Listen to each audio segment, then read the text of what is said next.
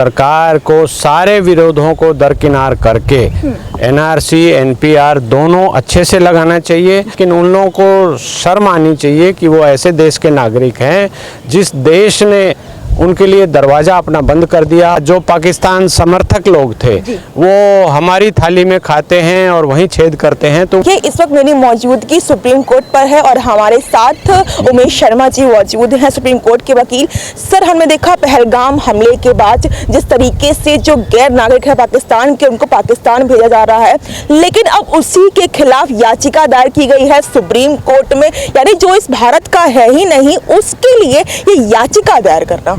देखिए, ये अब भारत की जनता को ये समझना होगा कि किस तरह से जो देश विरोधी लोग थे या जो पाकिस्तान समर्थक लोग थे वो हमारी थाली में खाते हैं और वहीं छेद करते हैं। तो वो सब सामने आ गया है, सब दिख रहा है और भारत की जनता को जागरूक होना पड़ेगा कि ये क्या हो रहा है। सिंपल कानून तो ये है कि जो नागरिक है उसी को देश में रहने का अधिकार है। जो नागरिक नहीं है, अगर वो घूमने आया है या किसी और कारण से आया है तो उसको पहले अप्लाई करना पड़ता है। उसके बाद भारत सरकार उनको वीज़ा देती है। वीज़ा के टर्म्स होते हैं 2 महीने 3 महीने 60 डेज जो भी होता है, और आप ये करेंगे, ये नहीं करेंगे, ऐसे रहेंगे, पुलिस को सूचना देंगे, ये सारी चीज़ें होती हैं, उनका सारा डिटेल लिया जाता है। तो अब क्या हो गया है कि बहुत सारे ऐसे लोग जो गलत तरीके से छद्मवेश में, गलत तरीके से, इल्लीगल तरीके से या कुछ गड़बड़ी करके भारत में रह रहे थे, अब जब उनको तलाशी ली गई है, उनकी लिस्ट बनी है और जब उनको डिपोर्ट करने की प्रक्रिया चल रही है, तो ये एक शैडो वार है जिसके अंतर्गत ये पिटीशन, ऐसी पिटीशंस लगाई जाती है हमेशा ही। मैं किसी एक पिटीशन की बात नहीं करूंगा, ऐसी जितनी पिटीशंस होती हैं सारी एक प्रॉक्सी लिटिगेशन होती है। ये पीआईएल की आड़ में होती है या आर्टिकल 32 में, सुप्रीम कोर्ट में आर्टिकल 32 में फाइल होती हैं, फंडामेंटल राइट्स के वॉलेशंस को लेकर फाइल होती है।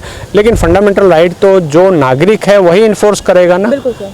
जी, तो सर क्या लगता है इसके खिलाफ जब जो याचिका दायर हुई है, डेट मिलेगी और सुप्रीम कोर्ट इसको लेकर क्या कुछ एक्शन लेगा? कोई एक्शन नहीं लेगा। कानून में हमारे कोई प्रावधान नहीं है। जो उनको वीज़ा के टर्म्स मिले हैं उन टर्म्स की कंप्लायंस होगी, जिसका जो अगर उनका टर्म लैप्स हो गया है तो उनको जाना पड़ेगा, डिपोर्ट करना पड़ेगा। भारत सरकार को बहुत सारी एजेंसीज हैं जो करती है, पुलिस को भी ये पावर है।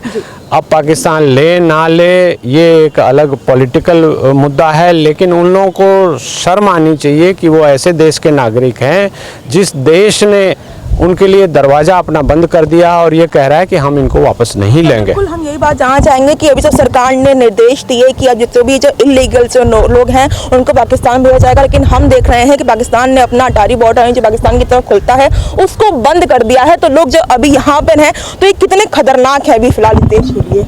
देखिए, ये आइडेंटिफाई हो गए हैं तो खतरनाक तो नहीं है। अब वो विक्टिम कार्ड खेलेंगे जो पहले से होता है हमारे देश में, राजनीतिक रूप से भी होता है, सामाजिक रूप से भी होता है। तो इसके लिए सिंपैथी भी चलेगी, लंगर भी लगाए जाएंगे, बिरयानी भी बांटी जाएगी, बहुत सारी चीज़ें होंगी। लेकिन आइडेंटिफाई हो गए हैं तो it's only a matter of time. कितने दिन ये रहेंगे, बॉर्डर खोले ना खोले जैसे भी हो, वो एक प्रोसेस होता है। उस प्रोसेस से इनको वहाँ भेजा तो जाना ही चाहिए और भेजा जाएगा भी।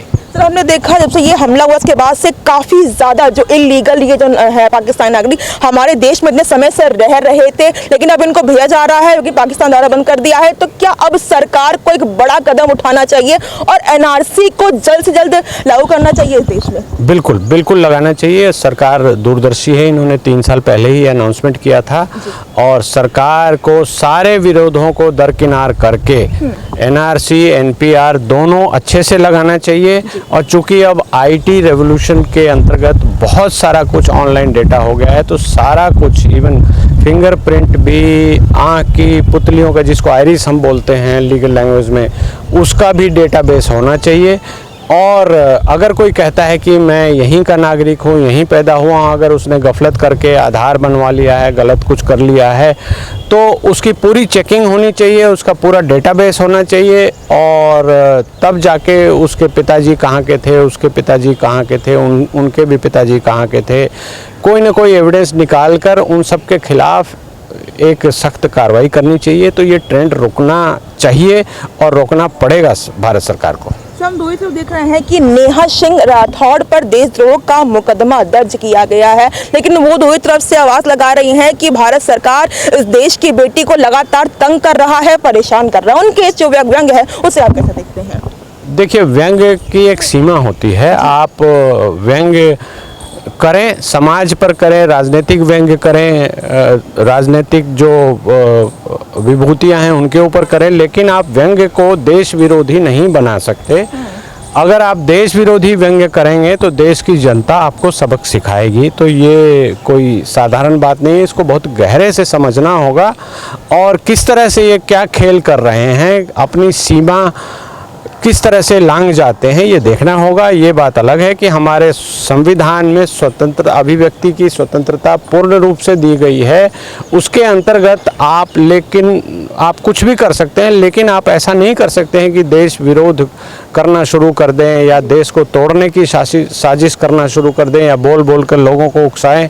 तो एक रीजनेबल रिस्ट्रिक्शन हमारे यहाँ संविधान में ही है और वो लगना भी चाहिए और कानूनी कार्रवाई होनी भी चाहिए। सर, कुछ लोग हैं जो नेहा सिंह राठौड़ के समर्थन में खड़े हो गए हैं, कह रहे हैं कि वो तो ये बेटी है जो सरकार की आंख में आंख डालकर सवाल करती है। उन लोग के लिए क्या कहना है? देखिए, वो सब जो भारत विरोधी ताकतें हैं उनकी वो एक कहीं ना कहीं से वो दिख रहा है कि वो उनका रिप्रेजेंटेटिव बनाया जा रहा है, गढ़ा जा रहा है, या शायद हो सकता है कि वो है ही।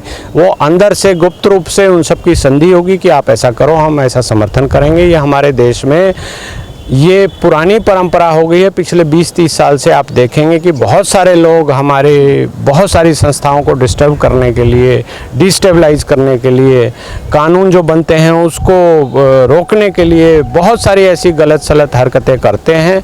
और इसमें जुडिशरी का कहीं ना कहीं मिसयूज़ होता है।